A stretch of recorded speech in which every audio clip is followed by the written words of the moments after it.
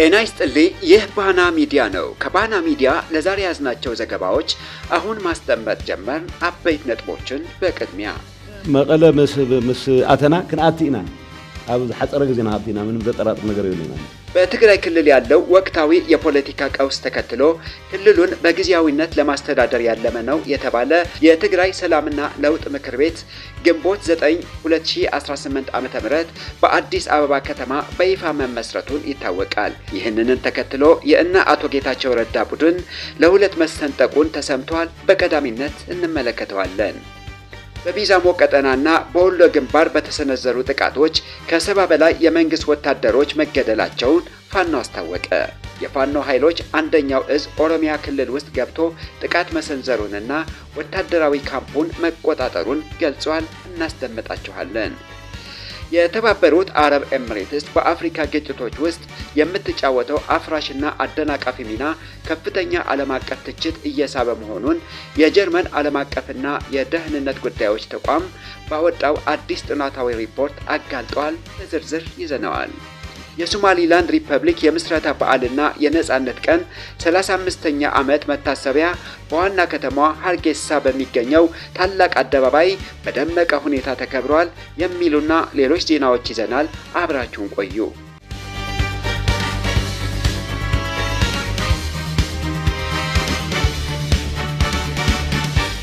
በትግራይ ክልል ያለውን ወቅታዊ የፖለቲካ ቀውስ ተከትሎ ክልሉን በጊዜያዊነት ለማስተዳደር ያለመ ነው የተባለ የትግራይ ሰላምና ለውጥ ምክር ቤት ግንቦት 9 2018 ዓ.ም በአዲስ አበባ ከተማ በይፋ መመስረቱን ታወቀ።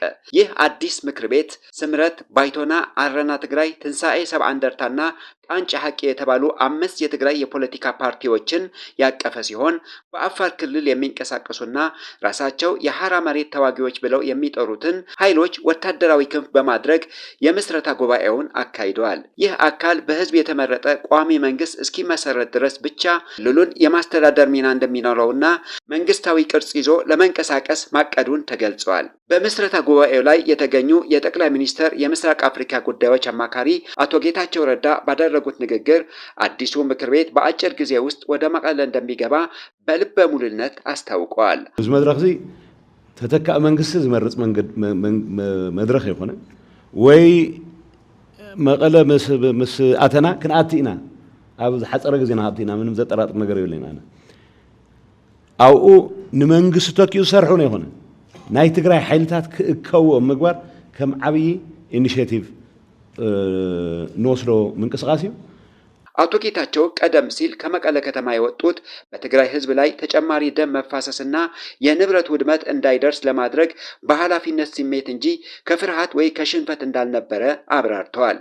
በዶክተር ደብረጽዮን የሚመራው ቡድን በህዝብ ስም የሚነግዱና የክልሉን ሀብት የዘረፉ የሙስና መረቦች ሲሉ በጽኑ የኮነኑት አቶ ጌታቸው ይህንን የቡድን አምባገነንነት ለመስበር በአፋርና በትግራይ ድንበር የተሰባሰቡ ታጣቂዎችን ጨምሮ ሁሉንም ወገኖች በማስተባበር ወደ መቀለ ለመመለስ ያላቸው እቅድ የማይታጠፍ መሆኑን ገልጸዋል። በተጨማሪም ስለ ኤርትራ መንግስት ወታደራዊ አቅም የሰጡት አቶ ጌታቸው ሻዕቢያ ከፌዴራል መንግስት ጋር የመዋጋት አቅምና ድፍረት እንደሌለው አሁን እያደረገ ያለው በትግራይ ህዝብ ላይ የስነ ልቦና ጫና ለመፍጠር የሚደረግ የፕሮፓጋንዳ ስራ ብቻ እንደሆነ ተናግረዋል። የሐራ መሬት ታጣቂ ኃይሎች እንደሆኑ የሚነገርላቸው ጀነራል ጻድቃን ገብረትንሳኤ በበኩላቸው ከውጭ ኤምባሲዎችና ከፌዴራል መንግስት ጋር ግንኙነት እያደረገ መሆኑን ጠቅሰው ሆኖም ከውጭ ኤምባሲዎች አካባቢ ማኒፌስቶቸው ጥሩ ቢሆንም አቅምና አንድነት ግን የላቸውም የሚል ስጋትና ግብረ መልስ እየቀረበላቸው መሆኑን በግልጽ አምነዋል። ምክር ቤቱን መመስረቱን በይፋ ቢበሰርም ከተለያዩ አቅጣጫዎች በተለይም ከራሳቸው ከታጣቂዎቹ ካድሬዎችና ከቀድሞ አመራሮች ዘንድ ከፍተኛ ተቃውሞ፣ ወቀሳ እየደረሰበት ይገኛል። በጀነራል ጻድቃን በሚመራው የሐራ መሬት ይዞታ ውስጥ የሚገኙ ካድሬዎች ምክር ቤቱ በምን አይነት ህጋዊ ጥላ ስርና በማን ተሳትፎ እንደተመሰረተ፣ የአባላቱ መመረጥ መስፈርቶች ምን እንደሆነና ስራውን ለማን ሪፖርት እንደሚያደርግ በግልጽ የሚታወቅ በማለት ኮንነውታል። ካድሬዎቹ አክለውም የግለሰቦች የስልጣን ጥም ለማርካት ተብሎ በተወሰኑ ሰዎች የሚወሰን ውሳኔ ተቀባይነት እንደማይኖረውና ሁሉን ያካተተ ክፍት መድረክ ካልተዘጋጀ በስተቀር በበረሃ ያለው ታጣቂ ሆነ በትግራይ ውስጥ ያለው ህዝብ አይቀበለውም ሲሉ አስጠንቅቀዋል። የቀድሞ የትግራይ ደቡባዊ ዞን ዋና አስተዳዳሪና የኮሚኒኬሽን ኃላፊ አቶ ረዳኢ ሐለፎም በበኩላቸው በጀነራል ጻድቃንና በአቶ ጌታቸው ረዳ መሪነት እየተካሄደ ያለው እንቅስቃሴ በጽኑ ተቃውመውታል። አቶ ረዳኢ አዲስ አበባ ላይ መድረክ ስለተጠራ ብቻ የትግራይን ህመም መፈወስና ችግሮችን መፍታት እንደማይቻል፣ አካሄዱ ህዝብን ለተጨማሪ ኪሳራና ውስብስብ ችግር የሚዳርግ መሆኑም አስታውቀዋል። ከህወሓት ጋር መስማማት አቅቷቸው ከመቀለ ወደ አዲስ አበባ ያቀኑት እነ አቶ ጌታቸው ረዳና ጀነራል ጻድቃን አሁን ላይ በአዲስ አበባ በሚገኙ የብልጽግና ደጋፊ ተጋሩ መካከል ሌላ አዲስ ክፍፍል መፍጠራቸው ተሰምቷል። በአሁኑ ወቅት በአዲስ አበባ ያሉ የለውጥ ፈላጊ ነን ባዮች ቡድን በሁለት የተከፈለ ሲሆን የመጀመሪያ ቡድን በአቶ ጌታቸው ረዳና በጀነራል ጻድቃን ገብረትንሳኤ የሚመራውና አዲሱ ምክር ቤት ያቋቋመው ወገን ሲሆን ሁለተኛው ወገን ደግሞ በዶክተር አብርሃም በላይ የሚመራውና ከዚህ ስብስብ ጋር ልዩነት የፈጠረ ቡድን መሆኑን ታውቋል። በአዲስ አበባ የተመሰረተው አዲሱ የትግራይ ጊዜያዊ ምክር ቤት በምን ህግና አሰራር እንደተቋቋመ በግልጽ የማይታወቅ ህዝብ ውክልና የሌለው እንዲሁም በምስረታው ወቅት ስድብና ጥላቻ የተንጸባረቀበት ነው በሚል ከተለያዩ አቅጣጫዎች ጠንካራ ተቃውሞና ውግዘት እየቀረበለት ይገኛል።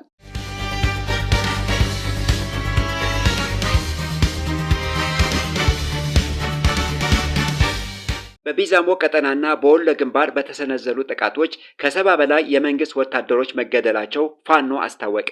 በኦሮሚያ ክልል ወለጋ ቢዛሞ ቀጠናና በደቡብ ወሎ ሀብሩ ግንባር ከፍተኛ ወታደራዊ ግጭት መካሄዱን የገለጹት የአማራ ፋኖ አደረጃጀቶች በተሰነዘሩ የተቀናጁ መብረቃዊ ጥቃቶች ከ79 በላይ የመንግስት ኃይሎች መገደላቸውና ከፍተኛ ቁጥር ያላቸው የጦር መሳሪያዎችን መማረካቸውን አስታውቀዋል። በጥቃቶቹ ሳቢያ በርካታ ቁጥር ያላቸው እስረኞችና የተዘረፉ ከብቶች ነፃ መውጣታቸውን ተገልጸዋል። የአማራ ፋኖ ብሔራዊ ንቅናቄ አፍብን በቢዛሞ ቀጠና የሚንቀሳቀሰው የአማራ እዝ በኪረሙ ወረዳ ሲሬዶሬ ቀበሌ መሽጎ በነበረው የመከላከያ ሰራዊትና የኦሮሚያ ልዩ ኃይል ላይ የተቀናጀ ጥቃት መፈጸሙን የእዙ መግለጫ ያመለክታል። ፋኖ በአካባቢው ሰላማዊ ማህበረሰብ ላይ ጥቃት ሲያደርስና ንብረት ሲዘርፍ ነበር ባለው የመከላከያ የጦር ሰፈር ላይ በወሰደው እርምጃ ካምፑን ሙሉ በሙሉ በመቆጣጠር 54 የመንግስት ወታደሮችን መግደሉንና 46ቱን ደግሞ ክፉኛ ማቁሰሉን አስታውቀዋል። በዚህ ውጊያ በርካታ ቀላልና ከባድ መሳሪያዎችና ተተኳሾችን ጨምሮ ወታደራዊ ዩኒፎርሞችና ትጥቆችን መማረካቸውን መግለጫው ጠቅሷል። ከዚህ በተጨማሪ አንድ ሙሉ መኪና የደረቅ ሬሽንና የሕክምና ቁሳቁስ በፋኖ ቁጥጥር ስር የዋለ ሲሆን በጦር ሰፈሩ ውስጥ ታስረው እንግልት እየደረሰባቸው የነበሩ 11 ንጹሃን እስረኞች ነፃ ማውጣት መቻሉን ገልጸዋል። ከአካባቢው ማህበረሰብ ተዘርፈው ለእርድ ተዘጋጅተው የነበሩ 28 የቀንድ ከብቶችም ተመልሰው ለባለቤቶቻቸው እንዲረከቡ መደረጉን በዜናው ተመልክቷል። በሌላ በኩል በደቡብ ወሎ ሀብሩ ግንባር ጊራና ከተማና መሃል አምባ ላይ በፋኖና በመንግስት ኃይሎች መካከል ከፍተኛ ጦርነት መካሄዱን ታውቋል። በዚህ የተቀናጀ እርምጃ 25 የአገዛዙ ወታደሮች መገደላቸውና በርካቶች መቁሰላቸው የእዙ የኮሚኒኬሽን ክፍል አስታውቋል። ውጊያው ወሎ ህብረት የተሰኘውና የፋኖ መዋቅር የጸረ አማራ አደረጃጀት ሴሎች ሲል የጠራቸውን ኃይሎች ጭምር ድባቅ የመታ እንደነበር የገለጸው መግለጫው ፋኖ ወታደራዊ የበላይነቱና እምቅ አቅሙን በተግባር ያሳየበት መሆኑን ገልጸዋል። የአማራ ፋኖ እነዚህ ተከታታይ ድሎች በከፍተኛ መከራ ውስጥ ለሚገኘው የአማራ ህዝብ የህልውና ትግል ትልቅ ተስፋ የሰጡና የትግሉን ፍትሐዊነት በድጋሜ ያረጋገጡ ታሪካዊ ውሎች መሆናቸውን አስምረውበታል። ስለተባሉት ጥቃቶችና ስለደረሰው ሰብአዊ ኪሳራ ከመንግስት ወገን የተሰጠ ምላሽ ሆነ ማብራሪያ እስካሁን የለም።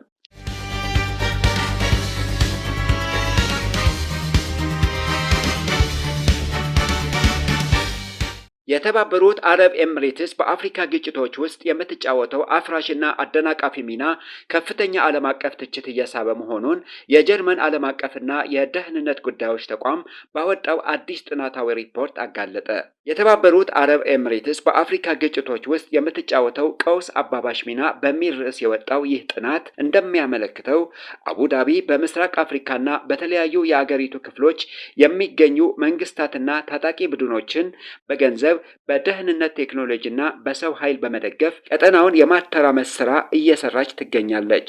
ኤምሬትስ በተለይ በሱዳን ለሚገኘው የፈጥኖ ደራሽ ኃይል RSF ወታደራዊና የሎጂስቲክ አቅራቢ በመሆን የምትጠቀስ ሲሆን ጥቅምት 2025 በኤልፋሽር ከተማ ለተፈጸመውና በ10 ሺዎች የሚቆጠሩ ሰዎችን ለቀጠፈው ጨፍጫፍ ቀጥተኛ ተጠያቂነት ከሆኑት አካላት በስተጀርባ ዋነኛ አንቀሳቃሽ መሆኗን ተረጋግጧል። ከዚህም ባሻገር በሊቢያ የኸሊፋ ሀፍታር አማጺ ኃይል፣ በሶማሊያ ደግሞ የማዕከላዊ መንግስቱን ስልጣን የሚገዳደሩ ክልላዊ የፖሊስና ወታደራዊ ኃይሎችን በመደገፍ ረገድ እጅ እንዳለባትም ተጠቅሰዋል። በኢትዮጵያም በተመሳሳይ መልኩ የአብይ አህመድ መንግስት በመደገፍ በትግራይ ኃይሎች ላይ ያካሄደው ጦርነት ለመቀልበስ የተባበሩት አረብ ኤምሬትስ የላቀ የድሮን ቴክኖሎጂና ወታደራዊ አቅርቦቶችን ማቅረቧን ጥናቱን በምሳሌነት ያሳያል። የአቡዳቢ መሪዎች ይህንን ድርጊታቸው በይፋ ቢክዱም በተለይ በሱዳን እርስ በርስ እየተካሄደ ባለው ጦርነት ወቅት ጭምር ቁጥራቸው የበዛ አጠራጣሪ የጭነት በረራዎች ከአረብ ኤምሬትስ ተነስተው ወደ ኢትዮጵያ መጓጓዛቸውና ይህም አቅርቦት በድንበር በኩል ወደ ሱዳን የፈጣን ድጋፍ ሰጪ ኃይል RSF እንዲሻገር መደረጉን በተጨባጭ ተደርሶበታል። ይህም የኤምሬቶች ጣልቃ ገብነት የራሷን መደበኛ ሰራዊት በቀጥታ ሳታሰማራ እንደ ግሎባል ሴኩሪቲ ሰርቪስ ግሩፕ ባሉ የሀገር ውስጥ የደህንነት ኩባንያዎች አማካይነት የኮሎምቢያና የሱዳን ቅጥረኛ ወታደሮችን በመቅጠርና በማሰልጠን የምታካሂደው የተራቀቀ የውክልና ጦርነት ስትራቴጂ አካል መሆኑን ተገልጿል። ይህ የአረብ ኤምሬትስ አፍራሽ ሚና የአውሮፓ ህብረትን ጥቅሞች፣ አስተማማኝ የንግድ መስመሮችን እና ቀጠናዊ ውህደትን በእጅጉ እየጎዳ ከመሆኑም በላይ ወደ አውሮፓ የሚሰደዱ ሰዎችን ቁጥር በከፍተኛ ደረጃ እንዲጨምር አድርጎታል። ጥናቱ አክሎም እንዳመለከተው የአቡዳቢ አመራሮች የተፈጠሩ ግጭቶችን ለማርገብ በሚደረጉ ዓለም አቀፍ የሰላም ድርድሮች ላይ እንደ በጎ አድራጊና ለጋሽ በመምሰል ቢቀርቡም በተግባር ግን የተጣሉትን የተመድ የመሳሪያ እገዳዎችን በመጣስ የጦር መሳሪያ አቅርቦቶቻቸው እንደሚቀጥሉት አጋልጠዋል። በመሆኑም ጀርመንና የአውሮፓ አገሮች ከተባበሩት አረብ ኤምሬትስ ጋር ያላቸው የሁለትዮሽ ግንኙነትና ስትራቴጂካዊ አጋርነት መልሰው ሊፈትሹ እንደሚገባ፣ ድርጊቱም በይፋ በማውገዝ ጠንካራ ማዕቀቦችን መጣል በሚቻልበት ሁኔታ ላይ ትኩረት ሰጥተው ሊሰሩ እንደሚገባ የጀርመን ዓለም አቀፍና የደህንነት ጉዳዮች ተቋም በጥናቱ አሳስበዋል።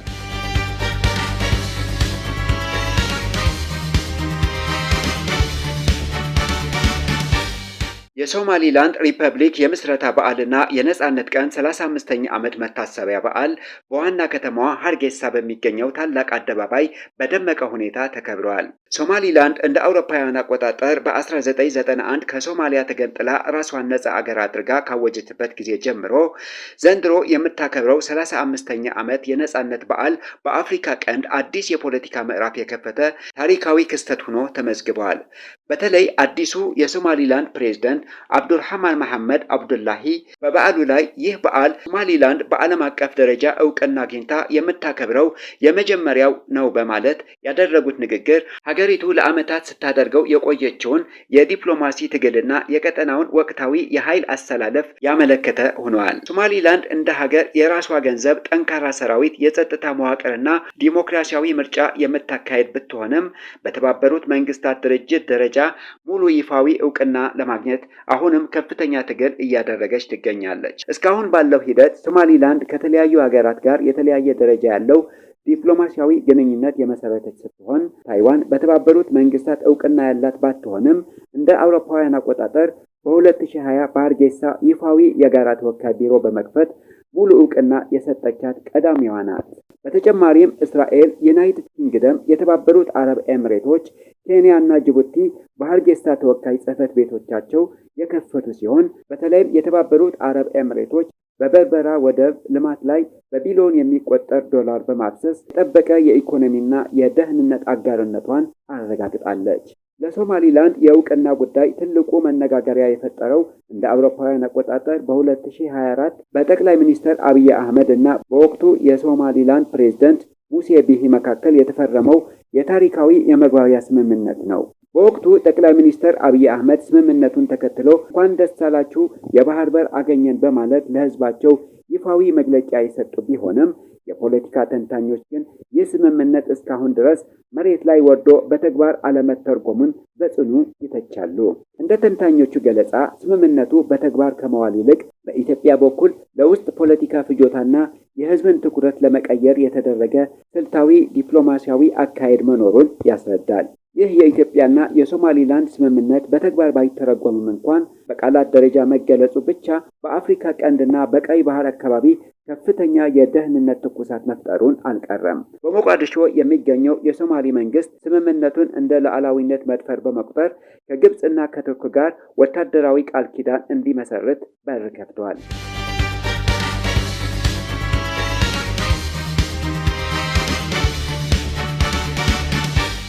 በኬንያ የነዳጅ በከፍተኛ ሁኔታ መጨመሩን ተከትሎ በሀገሪቱ አገር አቀፍ የህዝብ ትራንስፖርት አድማና ተቃውሞ ተቀሰቀሰ። ይህም በዋና ዋና ከተሞች ናይሮቢን ጨምሮ በሺዎች የሚቆጠሩ ተጓዦች መንገድ ላይ ያስቀረ ሲሆን በንግድ እንቅስቃሴዎችና በትምህርት ቤቶች ላይም መስተጓጎልን ፈጥረዋል። የተቀሰቀሰው ተቃውሞ የኬንያ የኢነርጂ ነዳጅ ቁጥጥር ባለስልጣን በቅርቡ ያደረገው የዋጋ ማሻሻያ ተከትሎ የመጣ ነው። ባለስልጣኑ በመካከለኛው ምስራቅ እየተባባሰ ካለው ውጥረትና በሆርሙዝ ባህረ ሰላጤ ላይ ከደረሰው የአቅርቦት መቆራረጥ ጋር በተያያዘ ዓለም አቀፍ የነዳጅ አቅርቦት መዛባቱን በምክንያትነት በመጥቀስ የችርቻሮ ነዳጅ ዋጋን ከ20 በመቶ በላይ ጨምሯል። ሮይተርስ እንደዘገበው በናይሮቢ የ1 ሊትር ሱፐር ፔትሮል ዋጋ ወደ 214 የኬንያ ሽሊንግ ከፍ ያለ ሲሆን የናፍጣ ዲዝል ዋጋ ደግሞ ወደ 243 ሽሊንግ ተጠግተዋል። ከትራንስፖርት ዘርፍ ጥምረት ጋር የተገናኙ አሽከርካሪዎች አገር አቀፍ አድማ በመጀመር መንገዶችን በመኪና ጎማና እንጨት በማቃጠል ዘግተዋል። ፖሊስም በአንዳንድ አካባቢዎች የአስለቃሽ ጭስ በመተኮስ ምላሽ ሰጥቷል።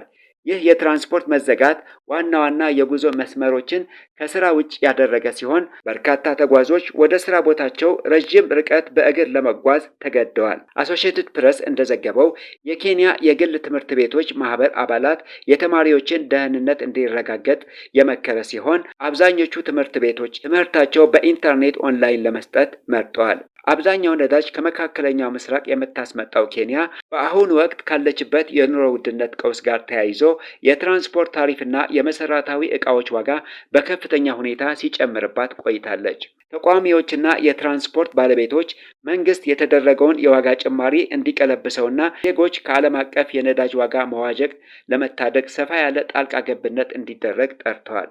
የሀገር ውስጥ መገናኛ ብዙሃን የኬንያው የገንዘብ ሚኒስተር ጆን ምንባዲ ጠቅሰው እንደዘገቡት ሚኒስተሩ አድማውን አላስፈላጊ ነው ካሉ በኋላ መንግስት መፍትሄው ለመፈለግ ከትራንስፖርት ባለቤቶች ጋር እንደሚወያይ ገልጸዋል።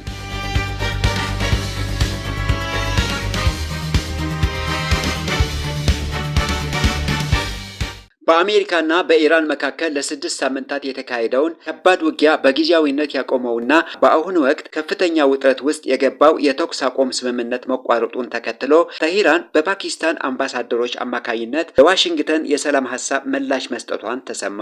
የኢራን ውጭ ጉዳይ ሚኒስቴር ቃል አቀባይ እስማኤል ባቂ በሰጡት መግለጫ ለአሜሪካ የቀረበው ይህ ምላሽ የአማካኝነቱ ሚና በምትጫወተው ፓኪስታን በኩል ለዋሽንግተን መድረሱን ይፋ አድርገዋል። ኢራን ባቀረበችው የሰላም ምላሽ ላይ በውጭ ሀገራት የታገዱባት የፋይናንስ ንብረቶች በአስቸኳይ እንዲለቀቁ፣ የተጣሉባት ማዕቀቦች እንዲነሱና ለዓለም አቀፍ የነዳጅ ንግድ ወሳኝ በሆነው የሆርሙዝ ወሽመጥ ላይ ያላትን ቁጥጥር እንድታስቀጥል በጽኑ ጠይቃለች። ከዚህም በተጨማሪ አሜሪካ በኢራን ወደቦች ላይ የጣለችው የባህር ኃይል ከበባ እንዲያበቃ፣ ለደረሰው የጦርነት ጉዳት ካሳ እንዲከፈላትና እስራኤል በሊባኖስ እያካሄደችው ያለውን ወረራን ጨምሮ በሁሉም ቀጠናዊ ግንባሮች ላይ ውጊያ እንዲቆም ቅድመ ሁኔታዎችን አስቀምጣለች። በአንጻሩ አሜሪካ ባቀረበችው ባለ 5 ነጥብ ጥያቄ ተሂራን ይፋዊ የሰላም ድርድር ውስጥ ካልገባች ወታደራዊ እርምጃው እንደማይቆምና በአንጻሩ አሜሪካ ባቀረበችው ባለ 5 ነጥብ ጥያቄ ተሂራን ይፋዊ የሰላም ድርድር ውስጥ ካልገባች